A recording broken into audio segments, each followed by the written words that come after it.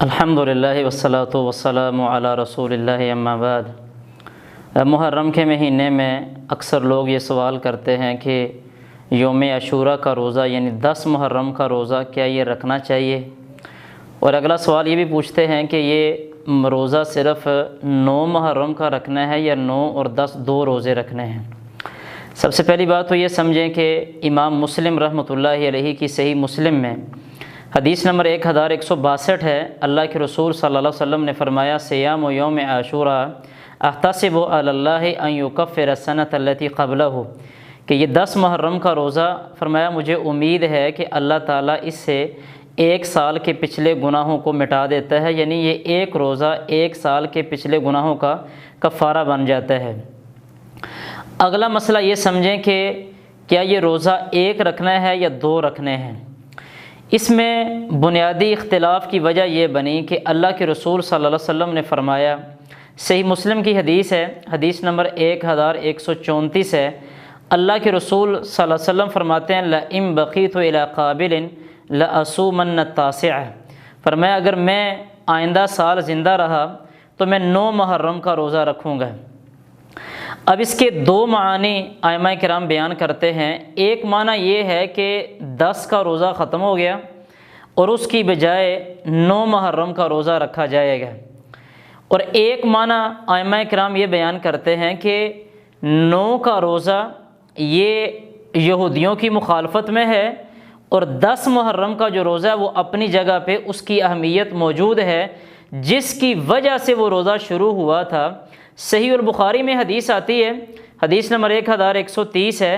اللہ کے رسول صلی اللہ علیہ وسلم جب مدینے میں گئے ہیں تو وہاں پہ یہودی روزہ رکھتے تھے 10 محرم کا۔ اللہ کے رسول صلی اللہ علیہ وسلم نے پوچھا کہ یہ 10 محرم کا روزہ آپ کیوں رکھتے ہیں؟ تو اللہ کے رسول علیہ الصلوۃ والسلام کو انہوں نے آگے سے جواب یہ دیا کہ ہم یہ روزہ اس لیے رکھتے ہیں کہ اس دن اللہ تعالیٰ نے موسیٰ علیہ السلام کو فرعون سے نجات دی تھی۔ اللہ کے رسول علیہ الصلوۃ والسلام نے فرمایا بھی ہم موسیٰ علیہ السلام کے ساتھ تم سے زیادہ تعلق رکھتے ہیں، لہذا ہم بھی روزہ رکھیں گے۔ صحابہ کرام کو حکم دے دیا اللہ کے رسول صلی اللہ علیہ وسلم نے روزہ رکھنے کا، اور پہلے یہ روزہ فرض تھا، بعد میں پھر اس روزے کی فرضیت کو ختم کر دیا گیا۔ اب یہ جو ایک موقف یہ ہے کہ 2 روزے رکھے جائیں گے، اور یہی موقف ہی احادیث کے اور سلف صالحین کے فہم کے سب سے زیادہ قریب ہے۔ اس کی ایک دلیل تو یہ ہے، امام بیہقی رحمۃ اللہ علیہ نے اپنی کتاب السنن الکبریٰ میں 4 جلد صفحہ نمبر 287 پہ، اسی طرح امام عبد الرزاق رحمۃ اللہ علیہ نے اپنی کتاب مصنف عبد الرزاق میں بالکل صحیح سند کے ساتھ عبداللہ بن عباس مفسر قرآن رضی اللہ تعالی عنہ کا قول یا فتویٰ نقل کیا ہے۔ وہ فرماتے ہیں صوموا التاسع والعاشرہ، فرمایا 9 کا اور 10 دونوں کا روزہ رکھو، وخالف اليہود، اور یہودیوں کی مخالفت کرو۔ اس کی ایک اور دلیل امام بخاری رحمۃ اللہ علیہ کی صحیح بخاری میں حدیث نمبر 2003 ہے، اور صحیح مسلم کے اندر بھی یہ روایت موجود ہے۔ معاویہ رضی اللہ تعالی عنہ، نبی کریم صلی اللہ علیہ وسلم دنیا سے چلے گئے، معاویہ رضی اللہ تعالیٰ عنہ اس وقت امیر تھے،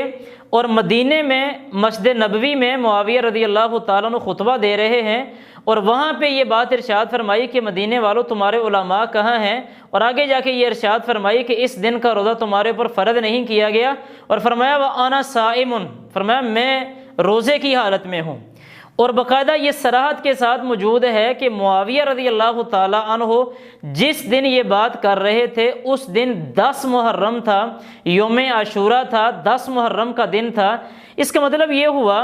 کہ 10 محرم کا روزہ اس کی جو اہمیت اپنی جگہ پہ قائم تھی، وہ اہمیت صحابہ کرام کے ہاں بھی قائم تھی، اور صحابہ کرام رضوان اللہ علیہ مجمعین نے نبی کریم صلی اللہ علیہ وسلم کے جانے کے بعد وہ 10 محرم کا روزہ نہیں چھوڑا، بلکہ صحابہ کرام وہ 10 محرم کا روزہ رکھتے تھے۔ 9 محرم کا روزہ وہ یہودیوں کی مخالفت میں، جیسا کہ عبداللہ بن عباس